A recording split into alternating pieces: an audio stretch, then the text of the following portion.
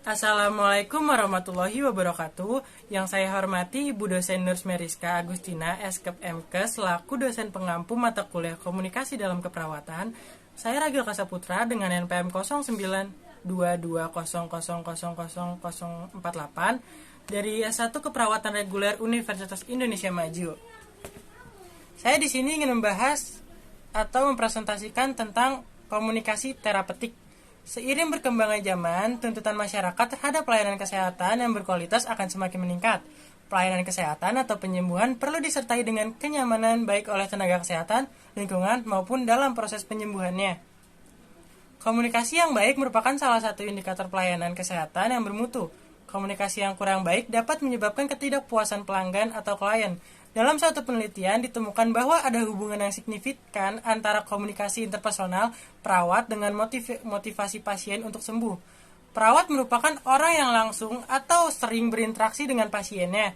Suatu proses bertukaran informasi secara dua arah antara dua orang atau lebih yang dapat dilakukan melalui verbal maupun nonverbal, yaitu simbol, tanda, atau perilaku lainnya.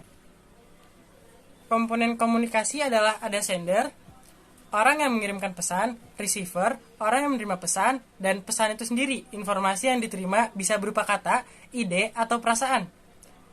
Ada media, metode yang digunakan dalam pesan, umpan balik, informasi, atau pesan kembali dari penerima pesan kepada pengirim pesan. Komunikasi. Salah satu keutamaan pesan atau informasi kesehatan adalah persuasif. Pesan harus dirancang sedemikian rupa sehingga mampu mempengaruhi orang lain agar dapat mengetahui informasi dan memutuskan untuk menerima atau menolak produk yang diperluaskan oleh sumber informasi. Komunikasi terapeutik, suatu bentuk komunikasi yang direncanakan secara sadar untuk membantu penyembuhan atau pemulihan pasien merupakan komunikasi interpersonal dengan titik tolak saling memberikan pengertian antar perawat dengan pasien.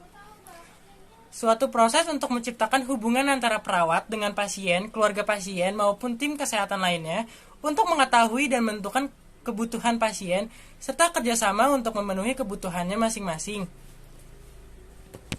Karakteristik komunikasi terapeutik ada 3, ikhlas, empati, dan hangat. Ikhlas, semua perasaan negatif yang dimiliki oleh pasien dapat diterima. Pendekatan tenaga kesehatan dengan verbal maupun nonverbal akan memberikan bantuan kepada pasien untuk mengkomunikasikan segala sesuatu secara tepat. Empati, berusaha untuk memahami atau merasakan apa yang dirasakan oleh pasien.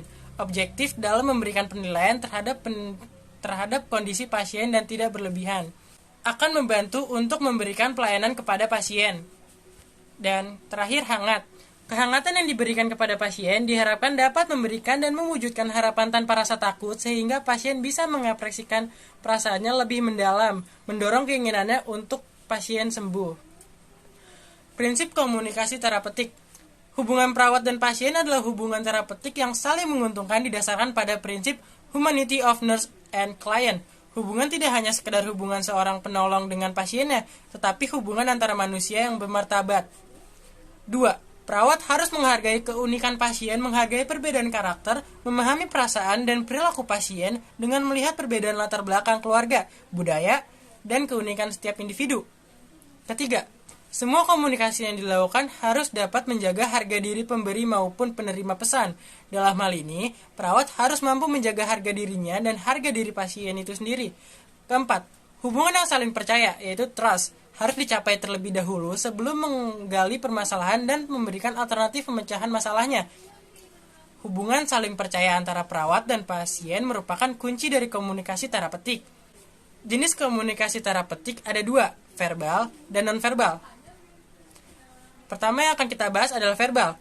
Kata-kata adalah simbol atau alat yang dipakai untuk mengekspresikan ide atau perasaan, membangkitkan respon emosional atau menguraikan objek, observasi, dan ingatan. Merupakan jenis komunikasi yang paling lazim digunakan dalam pelayanan keperawatan di rumah sakit. Verbal, keuntungan. Tiap individu dapat merespon secara langsung, biasanya lebih akurat dan tepat waktu. Sekarang nonverbal, yaitu perpindahan pesan tanpa menggunakan kata-kata. Isyarat nonverbal menambahkan arti terhadap pesan verbal. Komunikasi nonverbal lebih mudah diterima dan dicerna oleh penerima pesan dibanding dengan komunikasi verbal.